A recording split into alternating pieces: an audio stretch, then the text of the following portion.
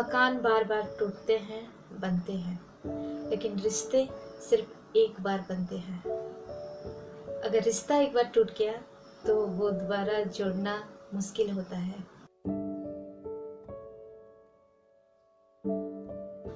Hello everyone, good morning and welcome to my channel gardening diva Punyamitam, जहां मैं अपने day to day life के कुछ खास एक्सपीरियंसेस आप लोगों के साथ शेयर करती हूँ। सो अगर आप न्यू हैं please subscribe my channel and be a part of my channel. आप लोगों ने मेरा पोएम औरत मेहमान को इतने प्यार से सराहा, so from the bottom of my heart thank you so much. एक बहन मुझे ये पूछी, औरत का घर कौन सा है, ससुराल या मायका?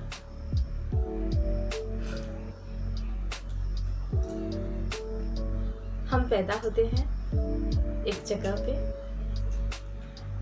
वो हमारा मायका है। वहाँ हम पले बढ़े, बहुत कुछ सीखे। लाइफ का एक इम्पॉर्टेंट पीरियड, अपना बचपन, अपना childhood, to some extent adolescence also, अपने मायके पे ही हम लोग बिताए। दुनिया क्या है, दुनियादारी क्या है, कैसे यहाँ जीना चाहिए, चाल ढाल, सब कुछ हम लोग मायके में ही सीखे। फिर एक ऐसा दिन आया, हमें और एक परिवार के साथ जोड़ दिया गया, ससुराल, जो हमारे लिए बिल्कुल अनजान था या अनजान होता है। और वहाँ आके फिर हम मीन्स सारी औरतें सबके साथ एडजस्ट करते हैं। पहले कुछ कॉम्प्रोमाइज़ेस करते हैं, ये सच है, माने या ना माने, कुछ कॉम्प्रोमाइज़ेस करते हैं, कुछ एडजस्ट करते हैं, और कुछ ससुराल वाले भी कॉम्प्रोमाइज़ करते हैं, एडजस्ट करते हैं। और फिर एक ऐसा रिश्ता बन जाता है वहाँ पे धीरे धीरे कि अनजाना सा वो परिवार कब खुद के जान से भी प्यारा हो जाता है। जिनके साथ शादी करवाया जाता है वो लड़का पूरा अनजान होता है एक लड़की के लिए, लेकिन ऐसा एक मोड़ आता है, बोलते हैं कि भले ही मुझे कुछ हो जाए लेकिन मेरे शौहर को कुछ ना हो, मेरे हस्बैंड को कुछ ना हो। अभी जैसे कोरोना आया तो हर एक औरत के मुंह पे यही बात कि भगवान मुझे उठा लेना, मेरे घर वालों को कुछ मत करना। अगर कुछ गलत होना है तो वो मेरे साथ हो, मेरे घर में और किसी के साथ ना हो।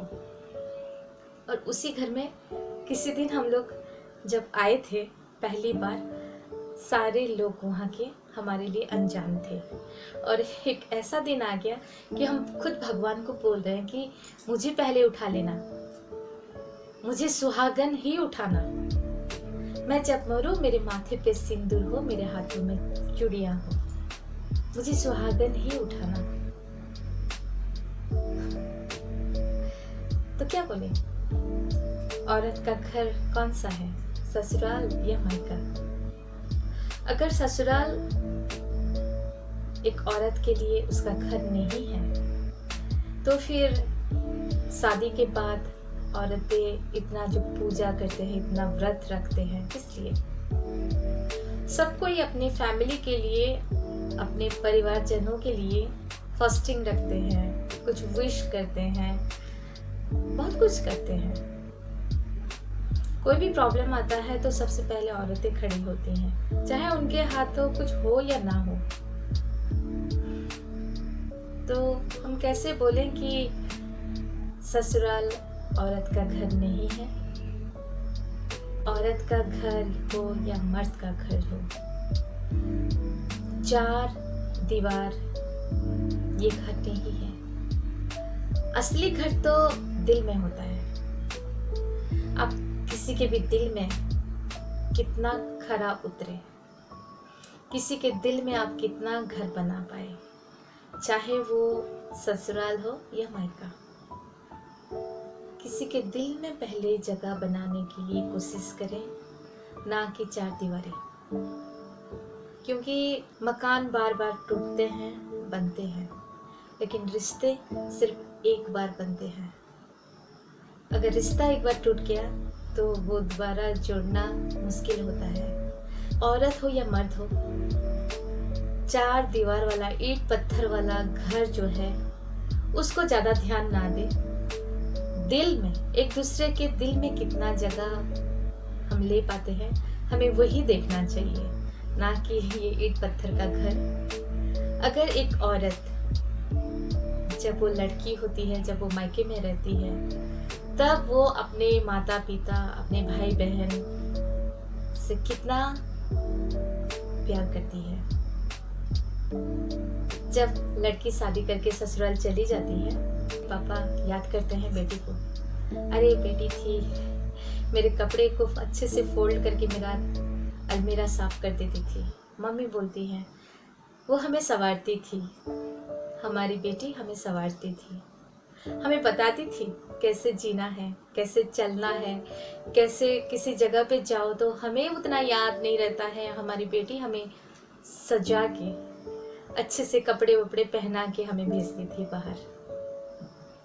भाई बहन जो रहते हैं वो लड़की को याद करते हैं, अपनी दीदी को या अपनी बहन हो उसको याद करते हैं, अरे दीदी थी या फिर अपनी बहन थी तो ये करती थी हमारे लिए।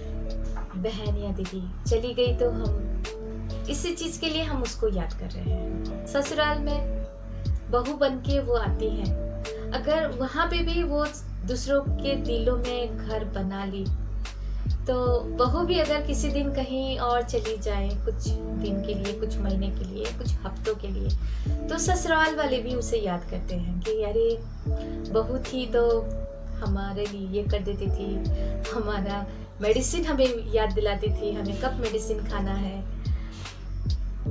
अगर ये आप बोलेंगे कि घर कौन सा है, दोनों है, मायका ससुराल दोनों उसके लिए हमेशा खुला रहता है। चार दीवार का जो घर है वहां जगह बनाने की कोई जरूरत नहीं है।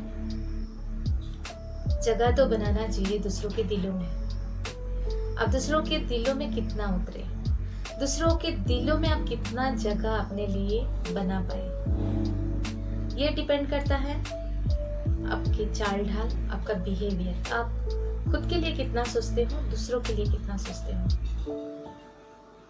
हाँ, यही संस्कार है। दूसरों के लिए आप कितना चिंता करते हो, सामने वाले का मन आप कितना पढ़ पाते हो, यही है संस्कार। और सही मायने में यही है प्रॉपर एजुकेशन।